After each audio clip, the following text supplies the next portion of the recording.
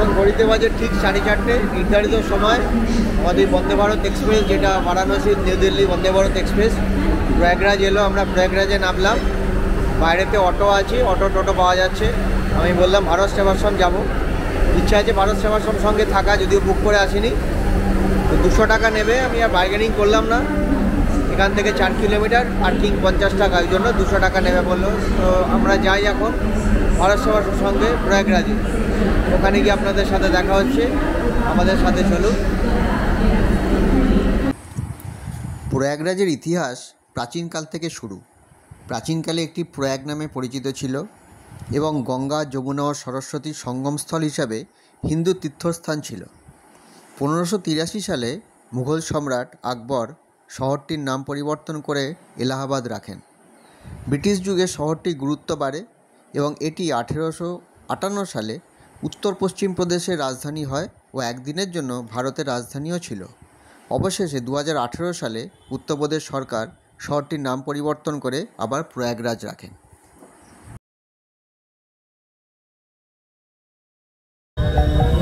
অবশেষে ঠাকুরের কৃপায় আমরা ভারত সেবাশ্রম সংঘ পেয়ে গেছি। এসে মহারাজের সাথে কথা বললাম, আমরা ঘর পেয়ে গেছি। এখানে বড় রুম, ট্রিপল বেডের রুম, 700 টাকা ভাড়া। আমরা এখানে আছি। এটা একটা উপরি পাওনা, ভারত সেবাশ্রম সঙ্গে একটা অনুষ্ঠান হচ্ছে, আমি দেখাচ্ছি।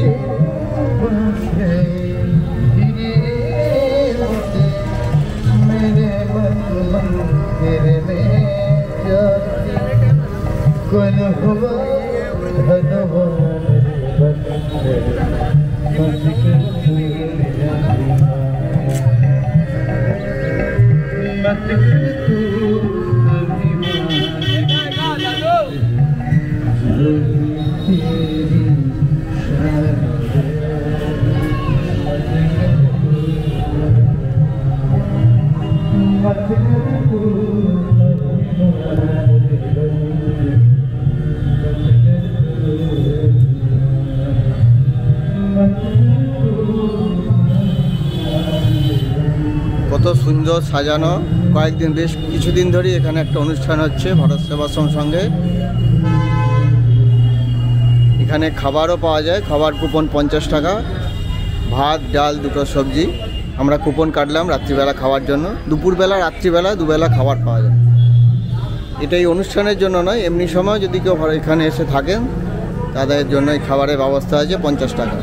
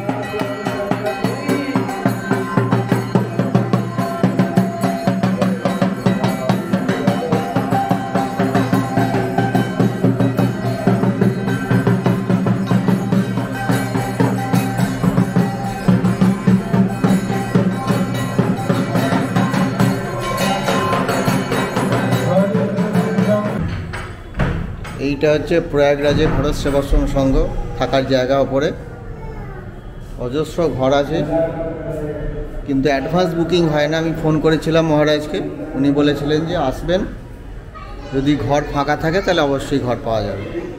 আমরা এটা ট্রিপল বেডরুম নিয়েছি, সেটা আমার থেকে 700 টাকা নিয়েছে।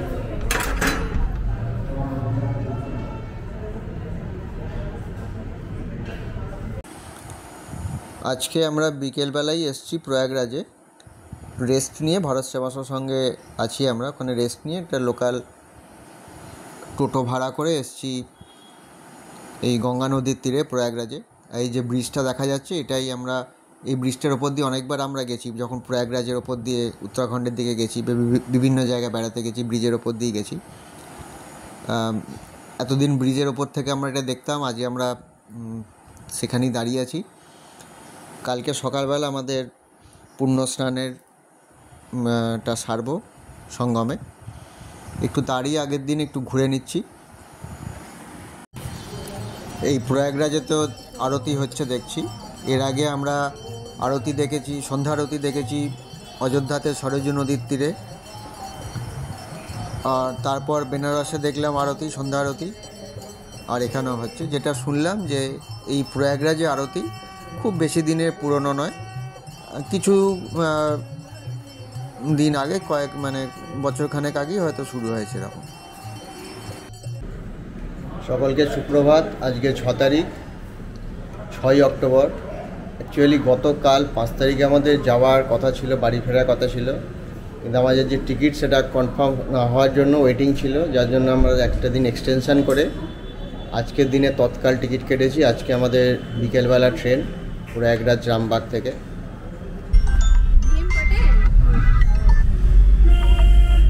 প্রয়াগরাজ সঙ্গমে স্নান করার জন্য, পুণ্য স্নান করার জন্য, যেহেতু আমরা ভারত সেবাশ্রমের সঙ্গে আছি, ওনাদেরই গাড়ি আছে, ওনারা গাড়ি করে পৌঁছে দেবেন আমাদের ঘাটে, এবং সেখান থেকে ওনাদেরই নৌকা আছে, সেই নৌকাতে ওনাদের পণ্ডিতজি থাকবেন, পুণ্য স্নান করাবেন এবং যা পুজো পাঠ করানো ওনারাই করে দেবেন, এই ব্যবস্থা ওনারা করে দিয়ে থাকেন। এক্ষেত্রে আপনার খরচা, আমরা 4 জন আছি,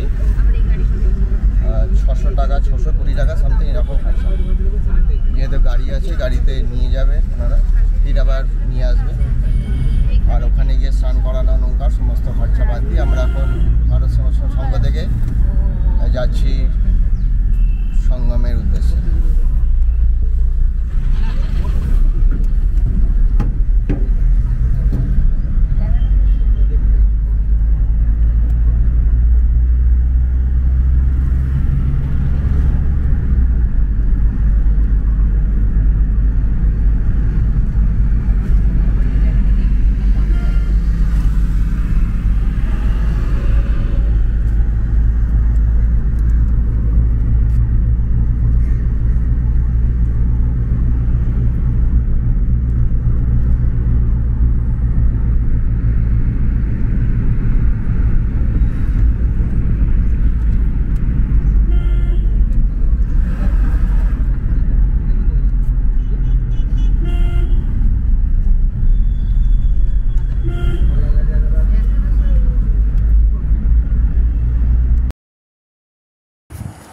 মুঘল সম্রাট আকবর গঙ্গা, যমুনা ও সরস্বতী নদীর সঙ্গমস্থলে কাছে গড়েছিলেন একটি দুর্গ। এরপর ওই দুর্গ ও সন্নিহিত এলাকার নাম দেওয়া হয় এলাহাবাদ, যেখান দিয়ে আমরা এখন যাচ্ছি। পরে আকবরের দৌহিত্র সম্রাট শাহজাহান গোটা শহরের নাম রাখেন ইলাহাবাদ বা এলাহাবাদ। আর ডান দিকে যে দুর্গটা দেখা যাচ্ছে ওটাই আকবর দুর্গ বা আকবর ফোর্ট বা আকবরের দুর্গ। আমরা চলে এসেছি এই গঙ্গার ঘাটে, ও নৌকা নিয়ে আসছে আমাদের, যে নিয়ে যাবে, তারপরে আমাদেরকে নিয়ে যাবে সঙ্গমে।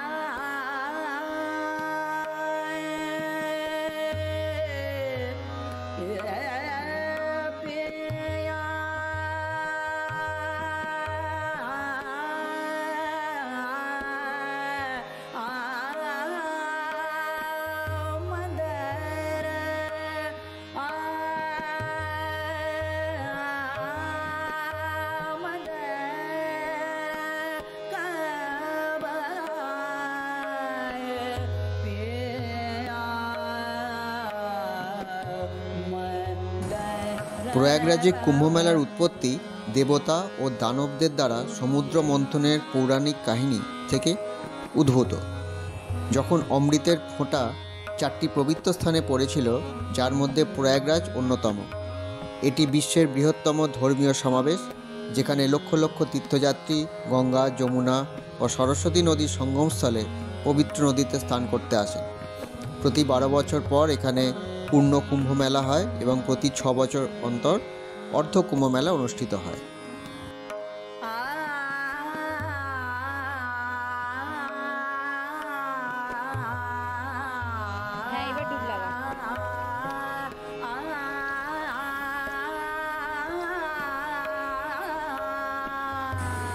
এখন এই প্রয়াগে যেখানে চান করছি, পুণ্য স্নান করছি, এই জায়গাটা বেশ অদ্ভুত সুন্দর করেছে। 3-4টে নৌকাকে বেঁধে রেখেছে, বেঁধে এবার এখানে একটা হ্যাঙ্গিং মতো করা আছে, পাটা মতো লাগানো আছে বাঁশ দিয়ে বেঁধে। ওই নৌকা থেকে ঝাঁপ দিয়ে ওই পাটার ওপর নামতে হবে, নামলে 1 কোমর জল, সেইখানে স্নান করা হচ্ছে। কিন্তু আমরা মহাকুম্ভের সময় টিভিতে যেটা দেখেছিলাম যে ঘাট দিয়ে নেমে যাচ্ছে, তখন গঙ্গার জল, সঙ্গমের জল অনেকটা দূরে ছিল। এখন আমরা 1 কিলোমিটার জল দিয়ে এলাম নৌকা করে, অনেক দূরে ছিল, ওই জন্য তখন বালির মধ্যে দিয়েই হেঁটে এসে স্নান করা হতো।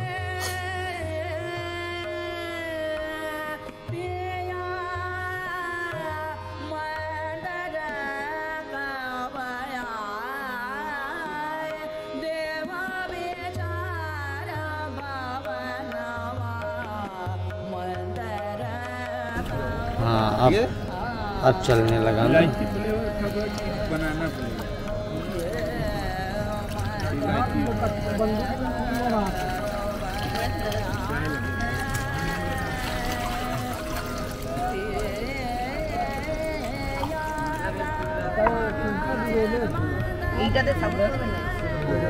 माँ दूध चढ़ा लीजिए। माँ उल्लू लुल्लू करो, उल्लू करो। दीदी आप भी हाथ लगा लो माँ के साथ। उल्लू लुल्लू करो।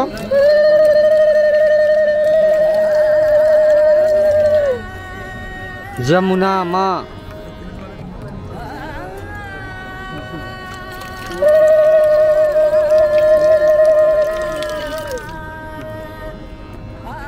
एक और माँ, सरस्वती माँ, सरस्वती माँ।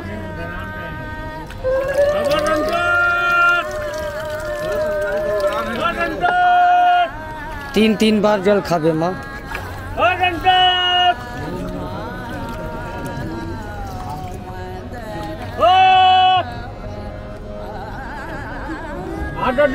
बांस को दाब के पाँव रखो माँ भैया।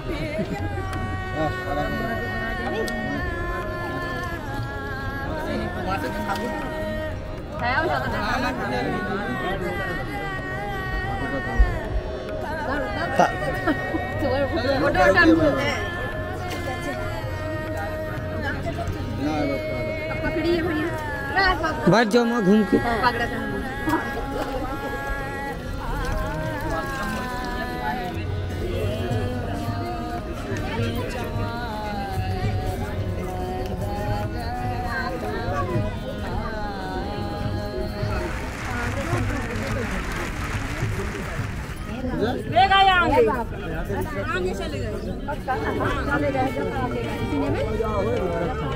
देखो ना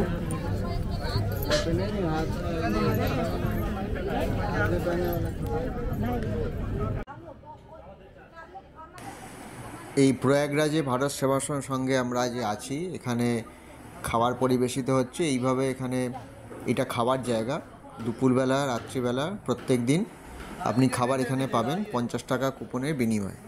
ভাত, ডাল, সবজি, কোনো দিন পায়েস থাকে, মিষ্টি থাকে, বা যদি কেউ কিছু স্পেশাল কিছু ডোনেট করেন সেদিনে হয়তো আরও ভালো কিছু আইটেমের মধ্যে থাকে। প্রত্যেক দিন দুবেলা আপনি খাবার এখানে 50 টাকা কুপনের বিনিময়ে পাবেন। उसको पीछे ले जाओ, चावल के पास रखो।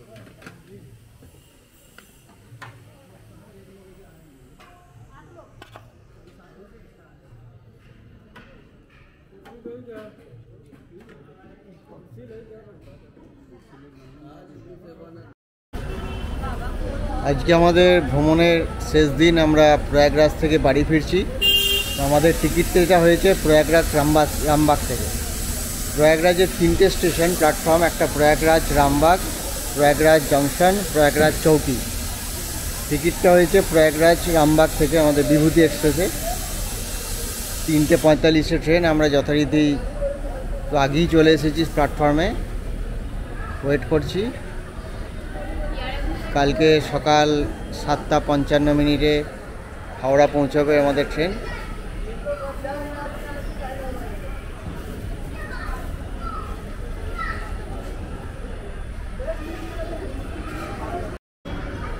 এখান থেকে পেয়ারা কিনলাম, জোরে বল। খুব বড় বড় পেয়ারা, এরা ভেতরগুলো লাল হয়। নিয়ে যাচ্ছি বাড়িতে, খাবো। খুব সুন্দর। 100 টাকা কেজি। 100 টাকা কেজি। সব বড় বড় পেয়ারা, 3টে পেয়ারা। ইলাহাবাদের পেয়ারা যেটা বিখ্যাত, লাল পেয়ারা। লাল মানে ভেতরটা লাল আর কি।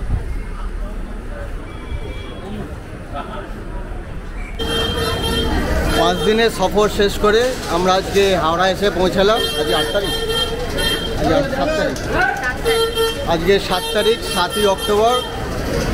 আমাদের যে অযোধ্যা, বেনারস এবং প্রয়াগরাজ, এই 3 জায়গায় তীর্থ করে ঠাকুর দর্শন করে আমরা অবশেষে হাওড়া এসে পৌঁছালাম।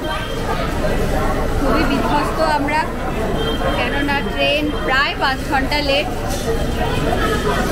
ঠিক আছে, সবই মেনে নিতে হবে।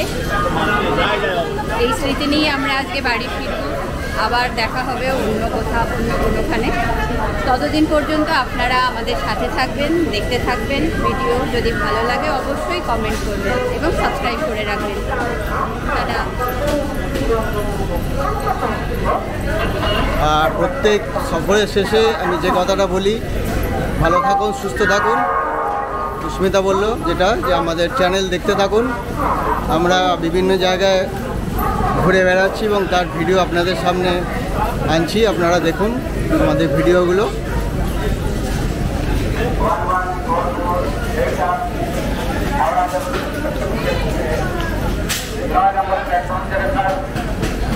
আমাদের ইচ্ছা আছে যে পরবর্তী ট্যুর আমাদের একটা শর্ট ট্যুর 2 দিনের হবে, সেটা গঙ্গাসাগর মেলা। এখনো পর্যন্ত ইচ্ছা আছে আমরা গঙ্গাসাগর যাব। যদি গঙ্গাসাগর যাই সেই ভিডিও আপনাদের সামনে আনবো, আপনারা দেখবেন। টাটা।